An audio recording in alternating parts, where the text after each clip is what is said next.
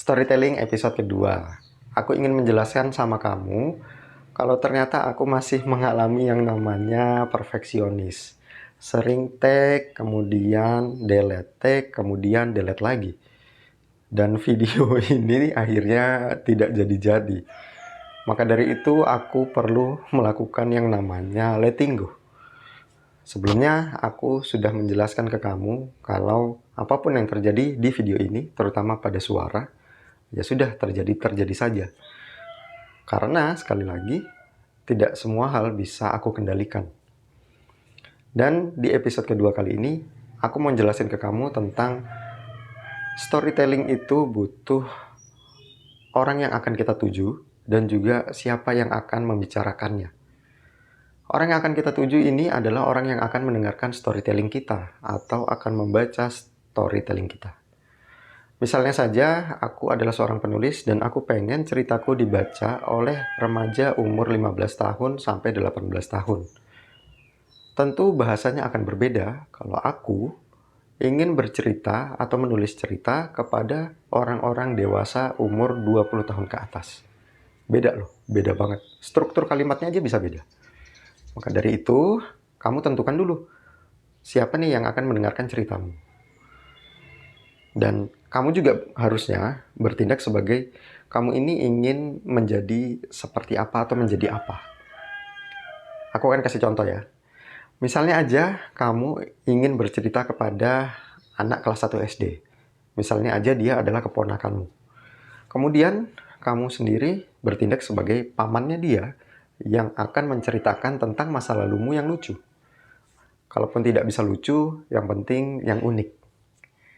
Nah, aku akan coba memberikan satu cerita dan gaya bercerita ini aku tujukan untuk anak-anak SD. Diperhatikan ya. Kalian tahu nggak? Kalau ternyata aku dulu itu pernah main ke tempat teman menggunakan sepeda dan di tengah jalan aku bertemu segerombolan monyet. Pada saat itu aku tinggal di Kalimantan. Kalimantan itu di mana sih? Kalimantan itu di atas Pulau Jawa. Di sana, pada saat aku masih duduk di sekolah dasar seperti kamu, banyak sekali hutan-hutan. Sehingga akan sangat sering menemukan segerombolan binatang yang melintasi jalan. Salah satunya adalah monyet. Nah, pilihannya adalah cuma dua. Yang pertama, aku memilih pulang. Yang kedua, aku memilih jalan terus. Nah, kalau kamu sendiri, kamu memilih yang mana? Kalau kamu memilih, lempar batu aja bisa. Wah, sebaliknya, monyet bisa nyerang kamu. Dan kalau kamu memilih, ya udah jalan aja terus. Kita abaikan monyetnya. Masalahnya, segerombolan monyet ini ada di tengah jalan. Mereka nggak mungkin ngasih jalan. Kalau kamu ada di sana, mereka malah berusaha merebut sepedamu. Maka dari itu, pilihannya adalah diam. Kalau aku memilih untuk pulang, rasanya udah terlalu jauh.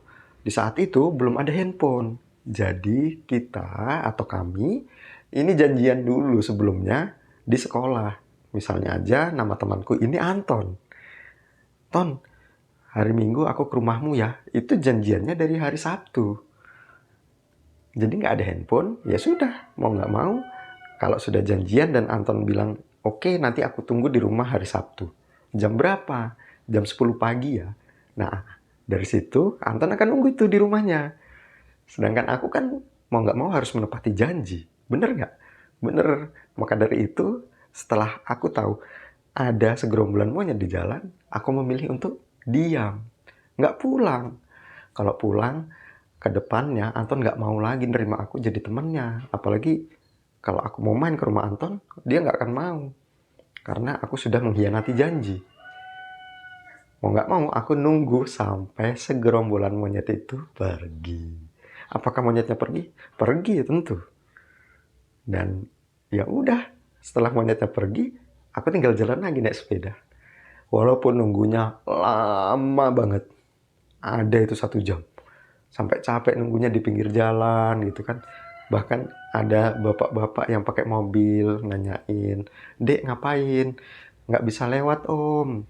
soalnya di depan ada monyet. Pas orangnya lihat, oh iya benar. Ya, tentu aja mobilnya tinggal lewat, klakson, monyetnya pergi. Tetapi kalau monyetnya masih pengen di situ, nanti kembali lagi di situ. Mau nggak mau kita tunggu, ya kan? Maka dari itu, ya udah, satu-satunya cara yang efektif dan berhasil adalah dengan menunggu di situ sampai monyetnya pergi. Gitu ceritanya.